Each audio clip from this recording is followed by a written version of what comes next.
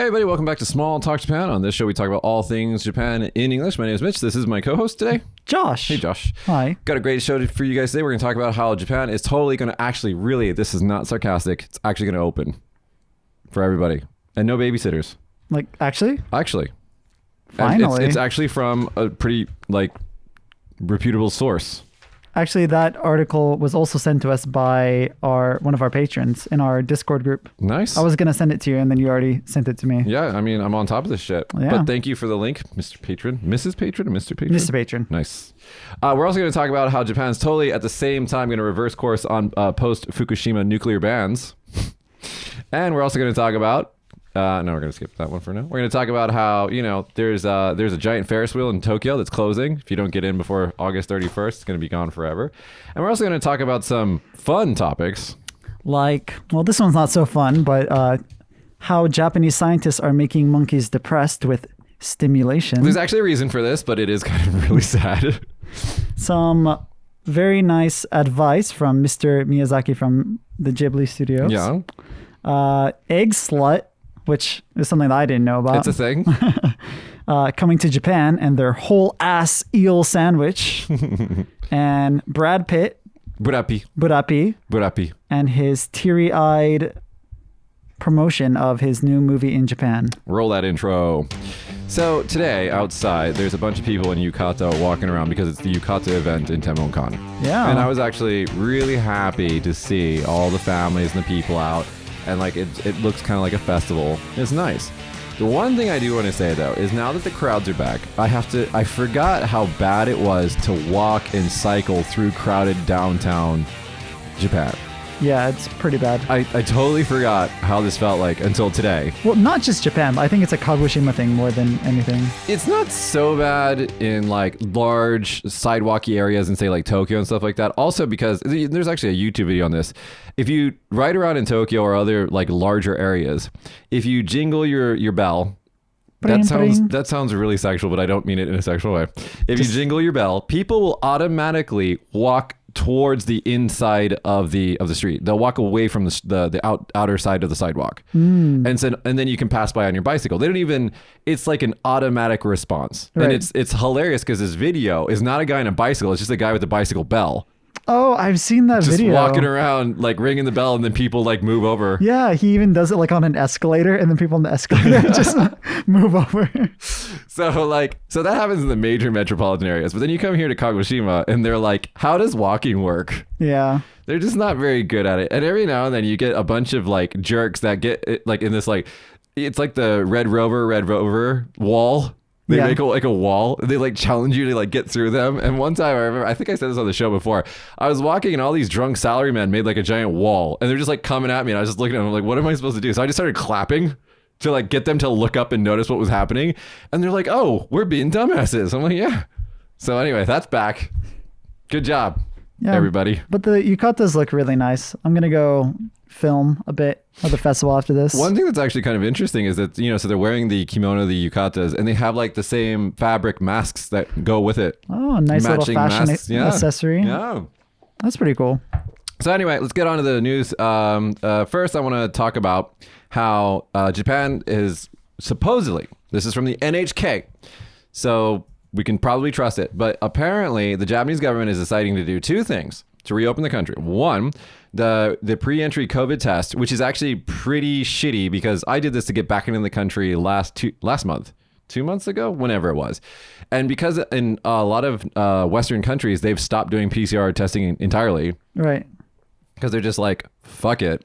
Getting a PCR test that has a certificate that Japan will accept, which you just keep making that strike zone smaller and smaller and smaller, cost a lot of money. And I think it was $500 or something like that when I got mine to come back. $500? So if you add that to the already kind of inflated prices of flights because they're not running as many flights as they used to because all the travel restriction and everything, it does become prohibitively expensive to come to the country. Right. So dropping that is a huge hurdle to get people to come back and visit the country, which the tourism industry here is hurting.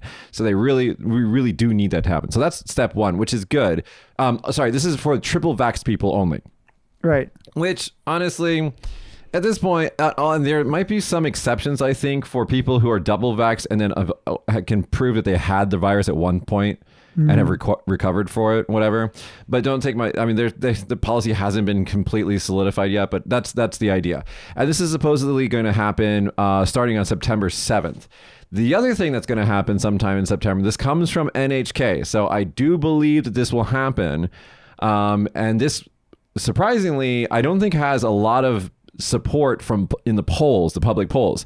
And I'll explain why in a minute. But starting in September, Japan will move to allow individuals to come into the country without babysitter tour guides, which is great news because most Westerners don't want to have a tour guide. Right. That's a very like Asian thing. Yeah, right? it's Asian or retirement home stuff. Yeah. You don't want some lady with a flag like, because if you're a tourist, you're already kind of standing out. Right. You don't need a babysitter like flag you into like predetermined restaurants and shit. You want to find your own path. Yeah, right? Especially like people like you and me, I think want to go to more like the local places and find your own adventure. Yeah, find your own adventure. Yeah, you don't want to like go with the masses. So they're supposedly going to change that from September. Now, I will say I wouldn't get my flights to Japan today for tomorrow. Okay, I would wait a little bit, but I'd start looking at prices for the beginning of 2023 and maybe Hanami, the flower viewing season for 2023, like March and the beginning of April, because I think that by that time the tourist industry will have healed and come back enough that prices will be more competitive, availability will be better. And the travel restrictions will be basically lifted and forgotten about, assuming nothing gets weirder with this pandemic. Right. So I would start today and you can do this on, there's a couple websites you can do this on. One of them is just Google, where you can set it to track flights from airport to airport. So the two major hub airports in Japan that you're going to want to look at is you want to look at Haneda and Narita. But I would also include, because if travel restrictions get if they completely free up, there's Fukuoka, Kansai, and even here in Kagoshima. I don't know when that's going to start again. Those are oftentimes accessed through Incheon as the hub and spoke kind of situation. And so sometimes you can get much cheaper flights into Osaka than you can into, say, Tokyo. Yeah, some of the cheapest flights I've ever gotten into and out of Japan? Into and out of Japan, especially from Kagoshima, were through Incheon. Yeah, going through Korea. Yeah, going through Korea. So I would set those trackers now, guys, to automatically look for cheap flights for dates that you're available that you could potentially fly. Starting at the beginning of next year, again, looking at, Hanami season, which is, end of March. You got to Google it. Every year they predict it as a different time. It's usually the end of March, beginning of April. It's usually right on my birthday. And it's also... It varies depending on the part of Japan as well. They basically blossom going from the south, moving up north. There's actually a book on this. Some Westerner guy followed the cherry blossoms north and wrote a book about it. Anyway, so I would set those trackers now for cheap tickets and things like that for the beginning of next year or for the middle of next year or something like that, because that's really when we're going to start seeing the tourism just come back. Because it said in the article, I already threw it on the ground because, I was done with it, but I'm actually not done with it, is that I think right now it's like the daily limit is 10,000. In September, they're going to move that to 50,000, or no, so it's 20,000 now. They're moving to 50,000 next month, but that's still nowhere near where it was when we were talking like it was in the millions per day before the pandemic. Right. So we really need to get back to that because, we don't want to over tourism because that sucked, but we don't want to have zero tourists because that also sucks. So we want to have a good balance. And I think that what they're going to do is because China is still basically on lockdown. Like China, they're still trying to do the zero COVID policy. And so I don't see a huge wave of Chinese tourists coming into Japan like they did before. So I see the numbers not being so high, but I do see the availability going up when, as demand increases.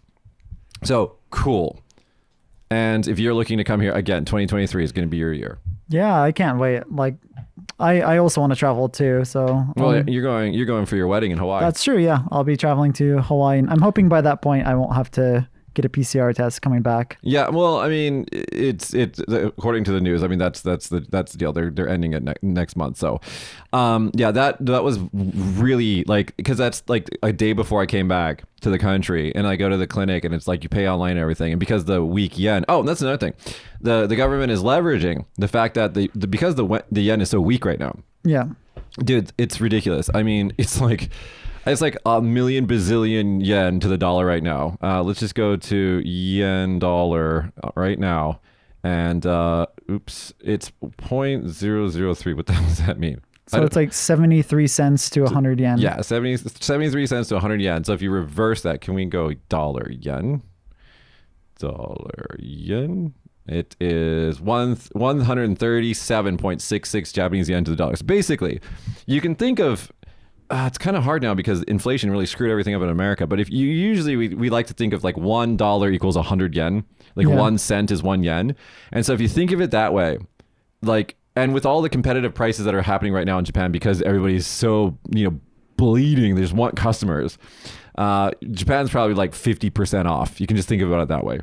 Like the whole country is like 50% off. Yeah, well, like I'm just looking at it over time, and this is the weakest it's been in like 30 years. Yeah, it's an all-time low, and in our lifetime, it absolutely is. I mean, like we're talking like pop of the bubble time. Yeah, and it's like it's pretty. Now it's artificial on some levels. They're using quantitative easing, which is equal sign printing money. Right. Which is how the world works apparently now since 2008. And so that's not going to last forever, but it'll probably stay like this for another year or so, unless something spectacularly weird happens. But again, I'm no doctor, no scientist, no economist. Don't trust me. Just listen. And, I wonder what people do while they listen to the show. I think they're like doing the dishes. This is what I listen to a lot of podcasts while doing the dishes. I listen to a lot of podcasts while I'm exercising. Yeah. So if you're below. Exercising or doing the dishes, let us know. Comment below. Or something else. Maybe you're getting intimate. All right, hey, if you're doing that, nice. Nice. Let's see. Let me do one more serious one, and then we'll go to a fun story. Okay, so Japan, so this is in timing with all the tourism boom. I'm just kidding about this, by the way. This has nothing to do with that. Japan reverses course on post-Fukushima nuclear ban, because of course they did, because there was no way that this was ever going to work without nuclear power. The plan is effectively a total reversal of Japan's post-Fukushima nuclear strategy that saw it shutter existing plants and put a moratorium on new nuclear projects, thus ending an 11-year prohibition on the use of the technology. In addition to reigniting existing reactors, I don't really think that's the right verb for that, and building fresh ones, Kishida, the prime minister, said the Japanese government would also look into expanding the life expectancy of existing reactors. In many cases, Reuters, not Reuters. Do you guys know that? It's Reuters. Pointed out Japan previously decommissioned nuclear power plants when they reached 60 years of operation. So like a human. You know how like the retirement age was like 60, now it's like 65? The same thing for nuclear reactors, because that's exactly how that's supposed to work. Anyway, look, guys, you can't have Japan without nuclear power. There's just no way to work. I mean, maybe if we invested trillions and trillions in renewables and made like some of the largest investments known to man into like battery technology and just had like oceans of floating batteries where we could like absorb all the daytime energy into for nighttime use. Maybe. But geothermal, that they could do geothermal, but still with geothermal, there's transmission issues and stuff like that. Okay. You can't do it all over the country. And in some places, the geothermal energy here is still unstable. We have an erupting volcano. That's true. I mean, you don't want to drill into it. Yeah. It's not a good idea. I don't want to poke the sleeping bear. No, you don't. Okay. So there are some opportunities for that in the country. Hydroelectric is kind of capped. I mean, they've dammed and concreted all the rivers already. So it's not real much growth there. I mean, it's not like the Three Gorges Dam in China. They don't have that kind of size or capacity. Then what else you got? Wind. Okay, wind is a land issue, right? You could put a bunch of windmills out at sea, which I think that they should do. Kill a lot of birds. That's always what happens, but that's fine. I mean, that's good. I don't mean the killing the birds things, but the wind electricity is good. And honestly, a lot of the shorelines in Japan is so industrified anyways. It won't make a difference. The shoreline of most of Japan does not look very good. Doesn't look great because it's all industrial. So, fuck it. Put a bunch of windmills out there. That's fine. I mean, here in Kagoshima, they have tons of wind energy on the mountains. So, I mean, that's a possibility. But even with all of that said and done, if you're not burning a fossil fuel on top of that, you're not powering the country. Right. So you've either got, let's burn a bunch of fossil fuels, which I think what was France and Germany's plan after Fukushima, right? Or, and that's not a good idea because they were like, oh, let's buy natural gas from Russia. And then Russia's like, oh, we're going to have a little war. That didn't turn out No. So that's just not good. So you either do that or you do nuclear power. And nuclear power is, and it's not nuclear. I don't know how they say that. What, Bush, the nuclear. How do they say it? It's not even how you spell the word. Spell the word nuclear. I don't know. Whatever. I don't know. Anyway, so without nuclear power, it just doesn't work. Now, here's one thing that I think that we should really consider. And this is actually in the, I think it's called Bill Gates' Brain or something like that. It's a Netflix documentary, I think. But one of the things that the Bill and Melinda Gates Foundation, which if you think that they're behind COVID, you're stop subbing to our channel, go away. You know, people think that. They're like, Bill Gates made COVID. I'm like, are you stupid? Like where, how many like logical jumps does your silly little brain need to make to like, how many contortions did it have to do to say the Bill and Melinda Gates Foundation made COVID? They're responsible for this pandemic. Yeah, I don't know. Well, I mean, he did give that TED talk, which was right on the nose, but he was saying, let's prepare, guys. Yeah. Had we prepared, we wouldn't have probably had a pandemic. It might have been like a small little outbreak or something, but it wouldn't have like gotten this bad. Right. But we didn't prepare. What was it like? They told us to prepare. We didn't prepare. There's some line in the movie like that. Anyway, so now there are new and somewhat untested nuclear technologies that are probably safer than what we're currently using. Because the nuclear power plants that we're using right now, they were designed in the 60s or sometimes in the 50s. So now there are updated and better, possibly better ways to do nuclear power, smaller scale, less risk, things like that. And that should absolutely be explored. I totally believe in that. But you don't get a prosperous GDP growing Japan without either lots of fossil fuels, which we don't want because that's, climate change. We don't want that. Or nuclear power because I just don't see how it's going to work. Yeah. So Kishida's completely right. First time I think I'm agreeing with Kishida on anything. So sorry. Cheers to that. Yeah. I mean, hey, Fukushima was fucking scary. I was here for it. Yeah. Like I lived through it, right? I mean, I remember like looking at produce because they have to say what prefecture it's from and going, is this from northern Japan? Like it was fucking scary. Don't get me wrong. Yeah. I mean, like I moved to Japan the year after Fukushima happened, but I remember like. And it's not past tense. It's still going on. Yeah, it's still going on now. But like there were a lot of people, like when I moved to Japan, everyone was telling me like, hey, when you go buy your groceries, you gotta look and see where it's coming from. And it was a little scary. And hey, that happened.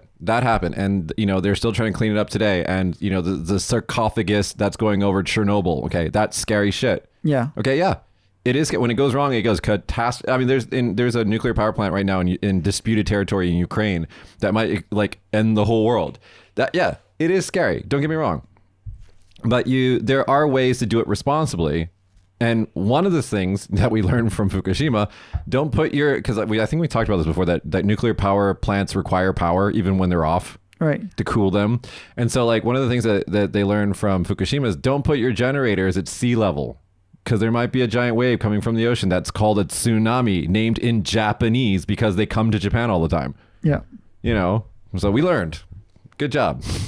But anyway, I mean, on a serious note, without nuclear power, I just don't see how it works. And so I get it. People were scared of it. It sucks when it goes wrong, but let's try to make it better. Don't just run away from the technology because and any serious scientist will say, we're not going to solve climate change without nuclear power. And then here's another thing, coal burning, power generating facilities, they burn coal, and in coal there is actually radioactive materials that cause way more cancer in the surrounding populations than any nuclear disasters ever caused. So think about that, pro coal retards. I said the word. You said it. I said, you ridiculous people. I shouldn't say I'm sorry. I'm not trying to be ableist. Anyway, let's go to a fun story. Well, I don't know how fun it is, but Japanese scientists... Oh, don't do that one now. Okay, let's do it. Okay. Japanese scientists succeed at causing depression in monkeys using magnetic stimulation. I was being so good. I hadn't said that word in so long. How long has it been?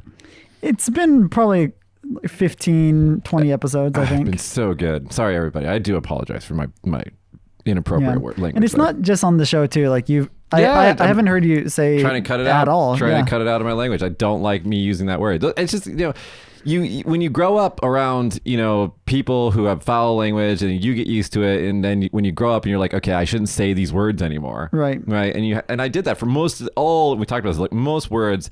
That was the one that just stuck around because it was still kind of used like on the regular.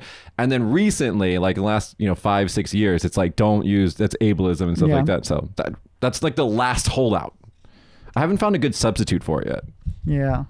Gonna try. Well, if you guys, comment below if you got a great substitute for the R word. What's your favorite insult that is not an NG word? I could just make it like a silly word, like you silly pants. Just like say stuff like that. Yeah, and that's a good one. That might be okay. Anyway, sorry.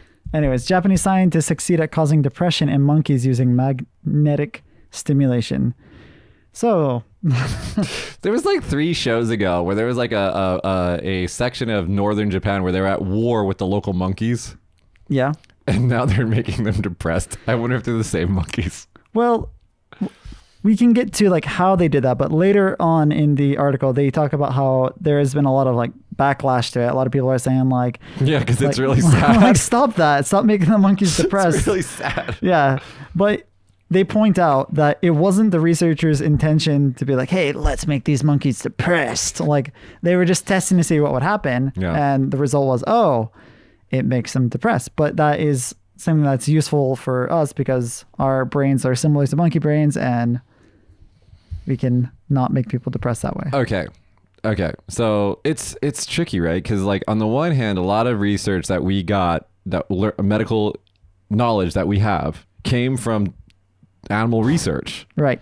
I mean, just about everything that has life-saving that's come out like the last 50 years has been tests on rats and things like that. And so you think about it, like, is that fucked up? Answer, yes, it is. But on the other, and then here's the other big question we have to answer. Will our children's like forgive us? Right? And then here's the other one. Like, here's one, the meat industry. Think about that.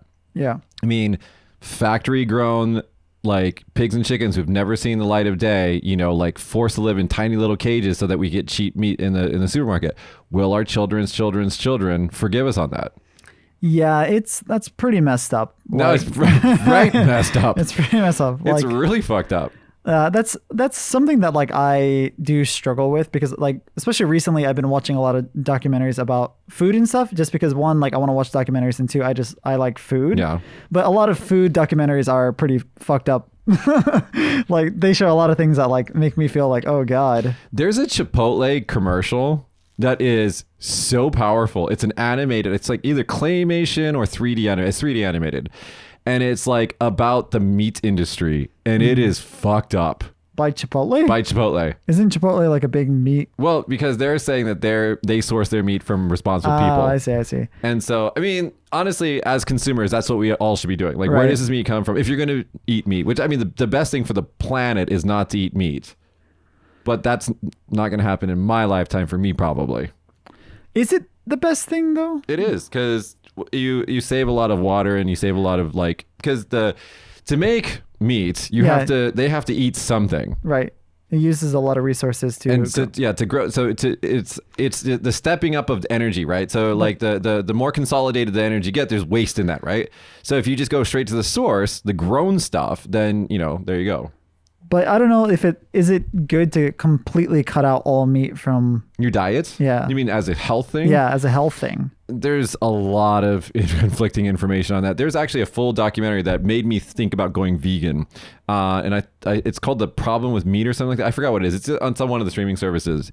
And they tested like athletes' blood, like when they had like an all veggie diet versus like mixing in like, animal-based products and stuff like that. And like they were much more powerful, much healthier when they only ate plant food and stuff like that. Really? Don't know how much I believe this. Yeah, because like the documentary I just watched basically said the opposite thing. That's what I'm saying. Like the documentary I watch talked about the reason why some people add like butter and stuff to their coffee, which I think sounds disgusting. Yeah. But it's talking about how like healthy animal fats are actually better for you than. So that's a little bit different. You're talking about a product that an animal produces, which is milk, right? That's not what I'm talking about. I'm talking about eating the animal. Right. Yeah. I mean, there's that too, but it's just that whole documentary talked about how switching to like a no carb diet with high protein and high fat is much healthier for you than the keto diet, right? Yeah, the keto diet. So basically, that's my diet. That's, I mean, dude, I like lost all this weight. You know, I'm pumping up because I eat nothing but chicken and broccoli. That's like my go-to meal, like twice a day. Chicken and broccoli.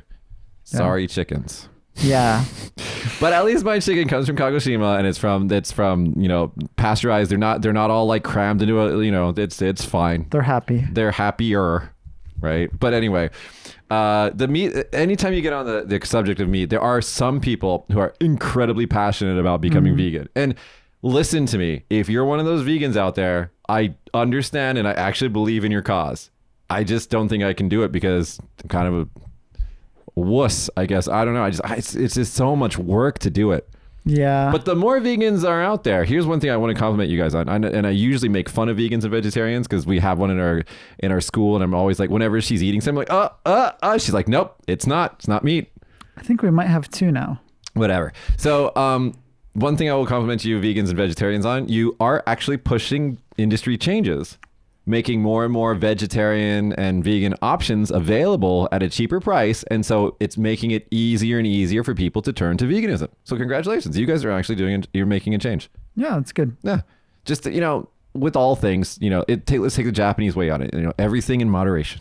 Right. Don't be like a crazy person about it. But like, I mean, bring back to it though, like you said, a lot of breakthroughs in our lifetime and before our lives, they did come through animal testing. And like, like what is the best thing to do then? Like, is it better to not test on animals, or is it better to not have these breakthroughs? Well, here's the answer: simulation using computer technology. That's the answer, right? So we just recently figured out how proteins fold using AI. Okay.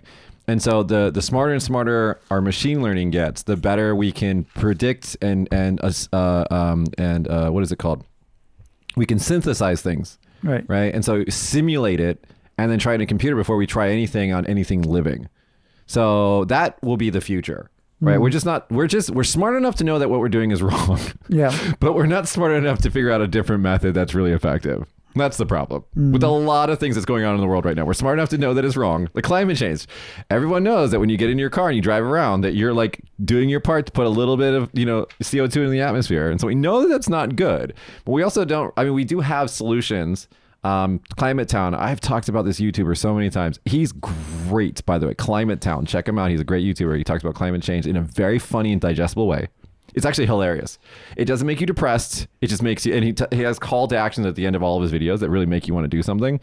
I haven't done anything yet, but he's calling for the actions. Well, I've been resisting buying a car. I haven't owned a car, and I think, 12 or 13 years or something like that. I've been really resisting buying a car, and it hasn't until recently work has been made it a kind of a necessity. But I'm still resisting it. And I would really like to be able to buy an EV. Because when I was in America for that week, everybody's got a Tesla. And I think EVs are super cool. Yeah. Speaking of technology, here we go. Going to go to this. This is actually probably our most serious story. But it's not like serious. It's just kind of fun. Can a sleepy Japanese town become Asia's Silicon Valley? And I was talking about this off camera. This is a principle called the Betteridge's Law of Headlines, and it says Betteridge's Law of Headlines is an adage that states any headline that ends in a question mark can be answered with the word no. Yeah. So, can a sleepy Japanese town, become Asia's next Silicon Valley? So the answer is no. Anyway, located on a southern island in Shikoku. If you've never been to Shikoku, have you? Have you? Yeah, my Japanese school in Osaka, my class rented a bus when we graduated, and we went to Shikoku. We went to around Shikoku. What was that game called? Pandemic or Infection or whatever it's called? Breakout? Yeah. Outbreak? I think it's called like Pandemic or something like that.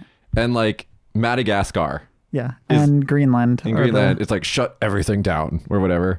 Like Shikoku is like, if the world was like Japan, Shikoku is like the Madagascar, like where just no one goes. Yeah. But it's actually a pretty dope place. Yeah. No, there's a couple sleepy towns in Shikoku that are pretty dope. I'm not gonna lie. I like Shikoku, and you can get there on. I think it either still is or was the world's largest suspension bridge. Can you Google that? Oh, are you talking about like the? I forgot the name of it. It's the like Naruto Bridge or whatever. Yeah, whatever it's called. I don't know. It's a huge bridge. and it's cool as fuck. It's like longer than shit. Yeah, I went there. The Naruto Bridge, I think. Yeah. The suspension bridge. Yeah. I don't know if it's still the longest, but it was in the 90s when I went there. I'll look this up while So I'm you're... going to read. So located on the southern island of Shikoku, the sleepy rural region doesn't have a reputation for being a thriving place. But the area, which has been suffering from both an aging and shrinking population for decades, will soon welcome a bunch of vibrant, young, new residents. In April next year, a school of tech entrepreneurship, the first of its kind in Japan, will open in Tokushima town of Kamiyama. The students aged 15 to 20 will be taught engineering, programming, and designing, as well as business skills such as marketing. They will also learn how to pitch their business plans to investors in order to raise money. The man behind it is Chikahiro I cannot read Japanese words in English. Terada, the boss of the Tokyo-based startup Sansan, which specializes in the digitalization of business cards. These still play, which unfortunately still play a huge role in Japan. I hate business cards. He says, 12 years ago, I set up a remote office here because I heard that Kamiyama is an interesting town with a high-speed internet capacity in empty old houses, he said. I thought that I might get told off if I said I wanted to open an office here without helping out the town. So he offered to teach computing at the local elderly population. And then he went on to raise money, and now he's building a school built a school that will open in April. So that's really fucking cool. Yeah, that's cool. Yeah, I should actually probably go tour that place and just find out what he's doing there. That's cool as shit. I mean, I was in a, you don't know this, I was in an advisory meeting, me, our banker, and like 3 very important like higher up people in 2 in local government, 1 in an advisory board, and we're like it's like me and my VP, and we're like the kids in the room. We're like, okay, so how do we grow our business responsibly? And they're like, well, children, and they're like explaining all this stuff to us. But one of the things that I said, I'm kidding, that's not exactly, but one of the things that I said to them was like, it sucks in Japan because there's no VC, venture capitalist funding here. In Silicon Valley, you have an idea, like, you know, those 25 companies that all had the idea to, like right now, make really slick fitting t-shirts for men that are being advertised all over social media, right? Every day I get those 9 ads. different companies are doing the same fucking thing because somebody got the idea and then it got spread, and then all these VC venture capitalists went and put a bunch of millions of dollars behind it. And they're all probably sourced from the same fucking place, but whatever. Stuff like that can happen, and you know, shit that takes off. I mean, Uber, it just took off, and now it's all over the world. Yeah, and then it spread onto like Uber Eats, and then there Lyft are like and other things, you know. So yeah. I mean, stuff like that can happen, but that only happens when you have a bunch of crazy money to fund your idea. If it's like you got to make a profit and then using your profit slowly build an empire, that's going to take generations. Yeah, I mean, like most of the big companies in the world, they didn't make a profit for years and Amazon years. didn't make a profit for I think 12 years or something like that. Like the joke in the room is like, when are you guys going to turn a profit? Now they're like, you can't get away from their profits. Yeah, it's like, you know, they're like, I mean, that's how business works now. Right. Now there's a high failure rate and a lot of loss of money with that because it is gambling. But if you're not doing that, then it's kind of hard to compete on a global scale. Anyway, let's go to a fun one. All right. It's good to have problems. Hayao Miyazaki tells Studio Ghibli staff. So here's what Miyazaki-san had to say to the staff in the morning. It's okay to have a problem you're struggling with. When you're really, really struggling, that's when a new idea will pop out. Struggling is a kind of talent. So he said this because even though Studio Ghibli has a ton of money now, basically, and they don't have to like worry about all the things that Studio Ghibli had to worry about when they were first starting, they still have a lot of things that they have to worry about. Like they have to reach a lot of new heights that and a lot of expectations that the studio didn't have to initially, right? When they were a new company, nobody expected them to do anything. So they had different kinds of struggles. So I think he was just kind of like motivating his staff, saying like, hey, it's good that we're struggling. Like if you don't struggle, then... I'll tell you what, the second the school got kind of like financially stable where I didn't have to struggle every day, I kind of got bored. It's the fight that's the fun part. It's the scrappiness, it's the hustle, it's the we're going to not maybe survive. Like, how do we make ends meet? That's the fun part of business. The boring part is like, Okay, what are our numbers? What are we doing today? The same thing we did this day last year. That's boring as shit. So I agree. That is good advice. Struggle is good. And then every time you struggle, you learn and grow and become stronger. Yeah. I mean, look forward to the struggle. Yeah, I mean, I'm struggling right now with our video company. I'm struggling. Yeah, no, it's important. It's important. It's good. Yeah. Speaking of struggle, Japan eyes stockpiling 1,000 long-range missiles amid China tensions. Okay. Basically, they realized that, and this is such a stupid quote from this article. Let's see, where does it say? It says, it's somewhere in here. It's basically like, in making its estimate, the Japanese government researched the number of missiles and the required budget that would need to counter Chinese missiles based on the assumption that Beijing possesses a large number of missiles that can be used to attack Japan. And they're like, because Japan is an island country, the method of attack will likely be missiles. I'm like, no, there's no other way of attacking. Like, I mean, even look at the Russia-Ukraine conflict. They're next door to each other, and like it's just missiles lobbing at each other. Yeah. And so, yeah, anything air superiority or anything that, a missile is a very hard target to hit. Anti-missile and missile systems like the Iron Dome over Israel, for example. Oh my God, that is, if you ever look at the economics behind that conflict, Hezbollah will fire off a rocket that costs like maybe $150, and then the Iron Dome will spend $50 to $150 to $350,000 shooting it down. That's lopsided. Yeah. Okay. That's very lopsided. So yeah, everything is going to be, everything in the future is either missile or drone based. You see those fun little demonstrations of China at the China Beijing Olympics. We're like, oh, we can make a what is it called, a snowboarder out of using our drones, the little lights and everything. You're like, that's not what that tech is for. That tech is to fight wars. Yeah, I mean, it looks cool, and then you put a bomb on it, and then all of a sudden you're like, and then you realize that drones can go up to like 300 kph, and you're like, wow, that's kind of scary. Yeah. I mean, right now in the Ukraine-Russian conflict, don't do this. Don't do this. There's a subreddit on Reddit that shows how they're using Chinese DJI. Is that right? DJI drones. Is that the company's name, or is it DIG? DJI? DJI. That is DJI. Yeah, the ones that make the Mavic, they're using those drones to fight the war. And like the Chinese government is like, we don't approve of it. It's like, well, the tech's out there, guys. You can reformat the tech to do everything you want. So, I mean, the future is going to be scary. Anyway, I agree with Japan's budgeting to get more defenses because, as we saw from the Ukraine thing, if both countries are strong as fuck and militarily like powerful, then there will be peace. Mm. If you have a superior country next door or with some interest in invading an inferior country, that's when it happens. That's why you don't see any war between, nuclear capable countries. It's called the nuclear umbrella for a reason.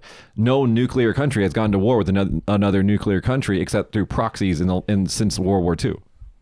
So yeah, Japan, I do believe in a large and very, strong defense because I live here. That's all. Next one. All right. Egg slut. Egg slut. From China war to egg slut. Adds a whole ass eel to a new sandwich in Japan. So Egg Slut, I think, is a U.S. egg specialty chain restaurant, apparently. I've never been to one. It's amazing. Egg Slut's great. But they opened up a store in Shinjuku, Japan, and they sent a... Every time I hear Shinjuku, I can't help but think about the song. Shinjuku so big, I need to throw my own. Yeah, it's so good. Love that song. Anyway, so for their Japan restaurant, they made a Japan exclusive sandwich called the Unatama egg sandwich. Una being unagi or eel, and tama being tamago, egg. And so they basically just put a giant eel inside of a egg sandwich. I just cannot see how eel, which is sweet, right? Because they use the sauce on it. It's like a sweet and salty sauce that they put on the eel, yeah. Plus egg, I guess. Well, I mean, like people put ketchup on eggs, and ketchup is like sweet and salty. Yeah, I don't remember the last. Oh no, I ordered a cheeseburger and it came with a fuck ton of ketchup in it. And I regretted it. I don't like ketchup. I like ketchup. I'm not a ketchup guy. Don't like sweet stuff. Yeah. I don't know. Here's a question. How does ketchup last forever? It's probably because all the sugar in it. It's like jam. It's basically tomato jam. Tomato jam. That's gross. This shit lasts forever. I think I have like a ketchup. Do you say ketchup or ketchup? Who says catsup? I don't know. Comment below if you say catsup. And I hope nobody comments because nobody actually says that. There's this test from the New York Times on their website from like, I don't know, 5 years ago or something like that. And it just asks you like 6 questions like, how do you say this word? How do you say this word? How do you say this word? Like and soda. It can like figure out where you're from. Yeah. It's like, you're from this region. I was like, wow. I thought it was cool. All right. Let's talk about something sad. It's a little sad. And I was just here with my ex like 2 months ago. No, like a month and a half ago. Tokyo's giant Ferris wheel is closing for good, so it's time for one last ride. Unless you don't live in the country, then maybe you won't make it because it's Odaiba's giant Ferris wheel will be closing. It's the giant Sky Wheel. It'll be closing on August 31st. Now, I went here thinking I wanted to go to the outlet mall, and I didn't Google it. Neither of us Googled it, and we showed up at the outlet mall, and it was closed. It was called Pallet Town or whatever. I have no idea. But that's the Pokemon starting town, isn't it? Pallet Town? I don't know. Anyway, this is my first time ever going there, and then it was all closed down and like boarded off and stuff, but you could still access the Ferris wheel, which is like in the middle of this giant like outlet complex. Okay. So it looked like a zombie run. Have you ever seen one of those zombie runs where they do like live action zombie runs in like towns? I don't know. Well, anyway, it looked very like post-apocalyptic and scary, and I took a lot of pictures, but it was cool. But anyway, the giant Ferris wheel there will be closing. So why is it closing? Because the whole thing is just closing. It's just going away. Oh. Yeah. See, and here's the thing. The closest station is Tokyo Teleport, which is a fucking shit station because it's so far away. So if you ever go to Odaiba, the only reason why you're going to go there to see the giant, what's that thing called? I just brain farted. The giant tech bot things. What are they called? Hello, anybody? Giant tech bot things. Come on, they fight. What, the mechs? Yeah, what are they called? The Gundams? Gundam. There you go. That's the word. Thank you. Straight up brain farted there. Yeah, you can see the giant Gundam at the shopping center, the new shopping center that's like more inland than the old outlet that they closed. And so the only reason to go there is to see the giant Gundam. The thing is to get there, you go to the Tokyo Teleport station, and then you have to walk like forever, and you have to go over a land bridge to get there. It's really unnecessarily inconvenient. But yeah. But looking at the giant Gundam was cool. I think there's 2 now in Tokyo. Don't quote me on that, but I think there's 2 now. But yeah, it's a cool, if you're into Instagram and you want to go take a good Instagram photo, it's a cool place to go. I think I saw one there's one in like Akihabara, right? Yeah, they have one that moves as well. I don't know. I'm not really into Gundam.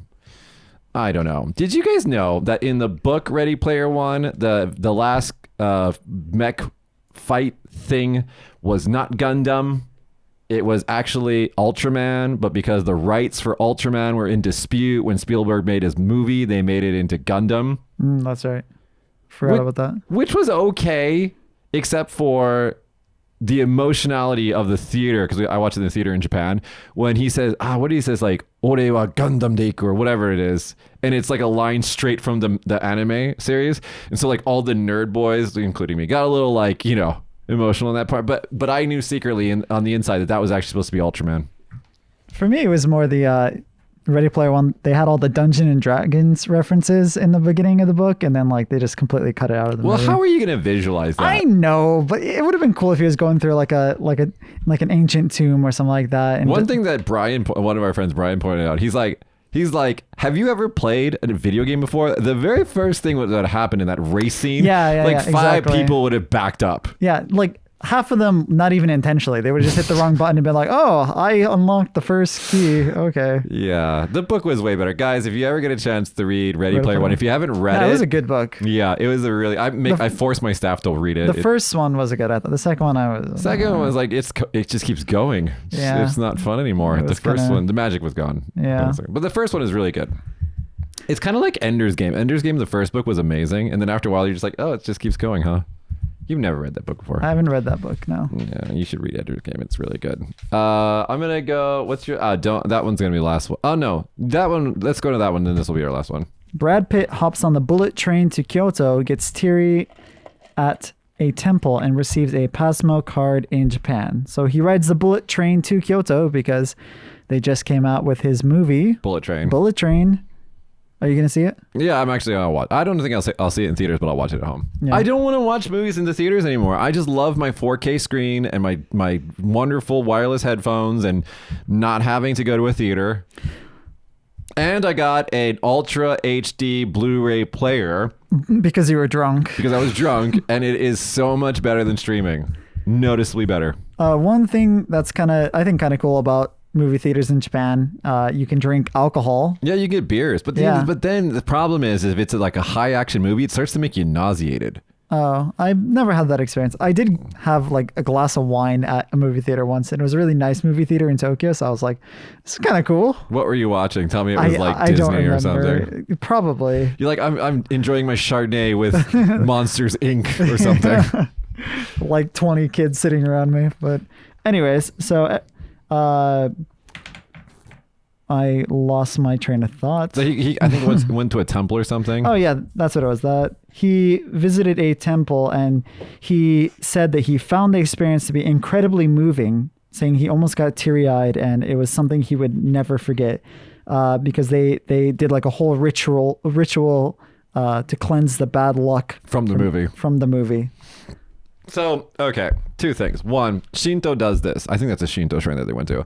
Shinto does is you can actually take your car to a Shinto shrine and with a bunch of other people that just bought their new cars, and you pay them, I don't know, like $300. And then they do this thing where they remove all the bad luck or whatever from your car. Why would a new car have bad luck? Shut up. You're thinking too much about it. If it was like an old car, someone got killed in it. Oh my God. Then I would understand. Nope. So I'm just saying. So remember how last week when me and Nutsky were talking about making a religion, or maybe it was the week before maybe it's just like recurring theme, but definitely religion is a thing to do. But yeah, that is a thing that they do that. I'm not trying to make fun of the culture. I just think religion is silly. And so they do that. And so this is like they actually do this for construction as well.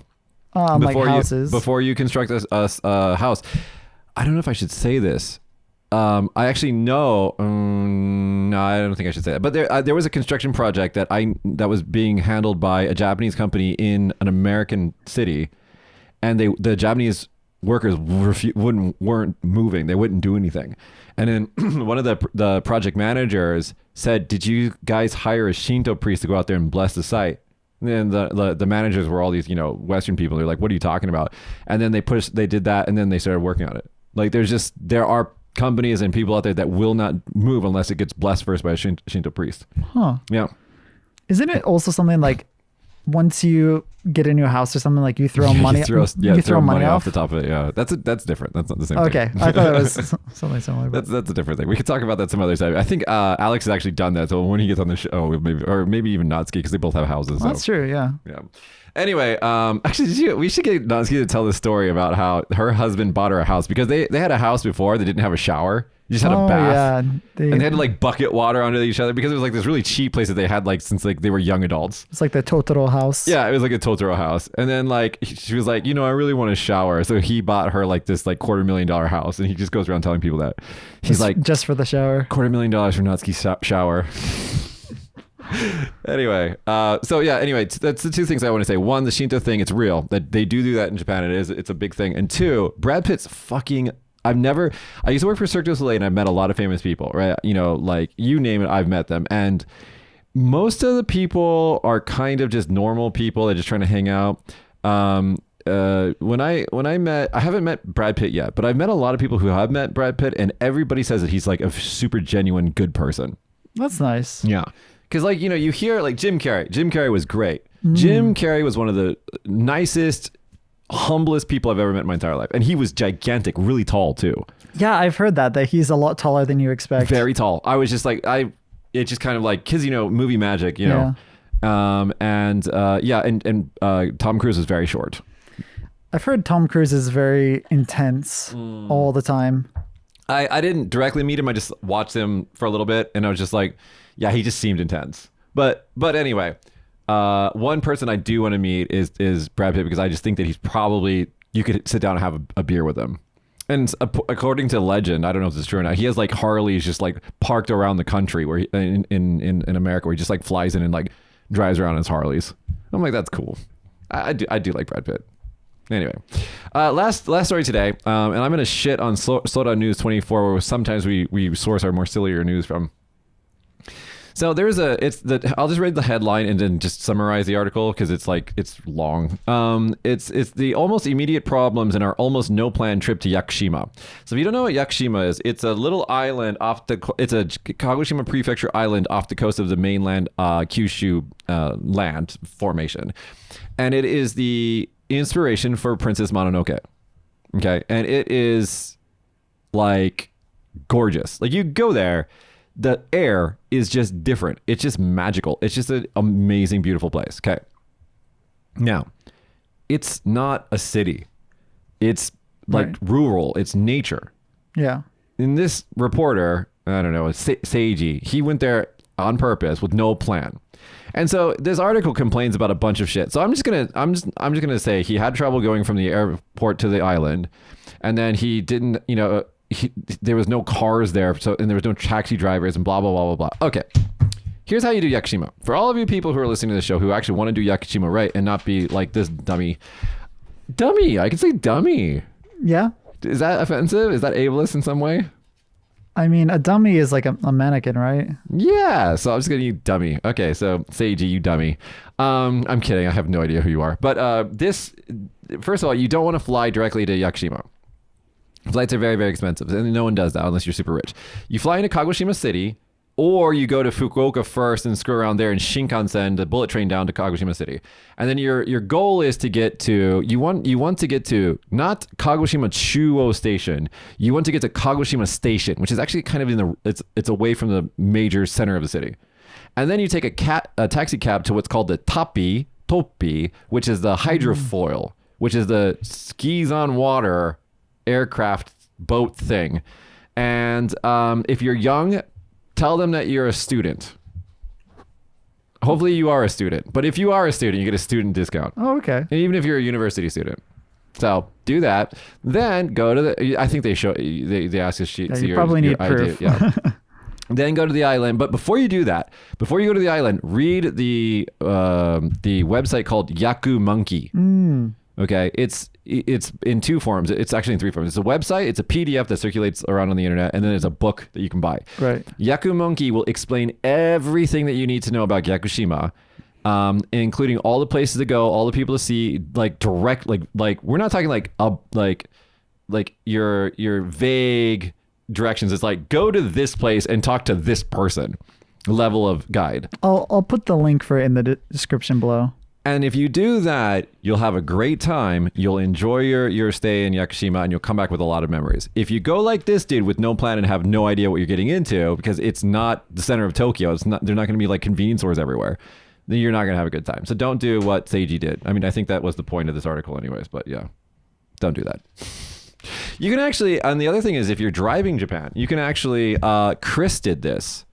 Chris Abroad did this. Chris Broad from Abroad in Japan did this, where he took a car to I think it was to Yakushima. It was Yakushima. You can actually just drive around, because getting an international driver's license is scary easy.